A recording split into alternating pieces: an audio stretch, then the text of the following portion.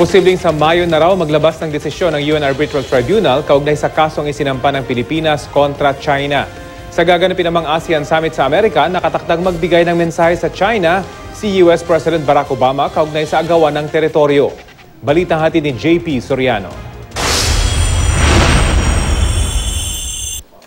Sa Lunes, makitipon-tipon ang mga lider ng Association of Southeast Asian Nations o ASEAN sa California sa Amerika para sa isang summit. Sa pagtitipon, isang mariing mensahe raw ang ipaparating ni US President Barack Obama sa China na dapat sa mapayapang paraan resolbahin ang agawan ng teritoryo sa West Philippine Sea, na dapat hindi binubuli ng isang malaking bansa ang maliliit nitong karatig bansa. Ayon sa White House, bibigyang diin daw ni Obama na dapat idaan sa negosasyon ang pag-aayos sa sigalot at dapat naayon ito sa pandaigdigang pamantayan.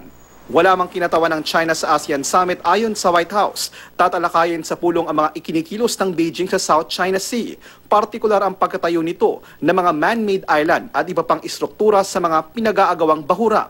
Aabot na sa 7 bahura sa West Philippine Sea ang pinalawak at ginawang man-made island ng China. Tinayuan din ang mga ito ng mga airstrip at gusali. Ang ilan sa mga ito, sinlaki pa ng mga shopping mall.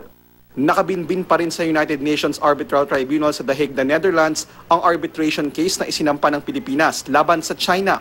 Pero sa tansya ni Foreign Affairs Secretary Albert De Rosario, posibleng sa Mayo na magbaba ng desisyon ang UN Arbitral Tribunal. We hope that the decision will come out before May.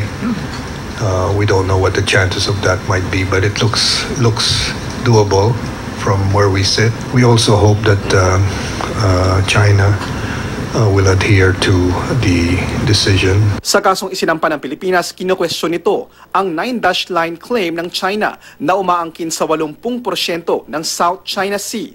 Kabilang dito ang mga isla at bahurang nasa loob ng Exclusive Economic Zone o EEZ ng Pilipinas sa ilalim ng UNCLOS. From our point of view, we hope that a decision will come soon in view of the exacerbating situation in the South China Sea. JP Soriano, GMA News.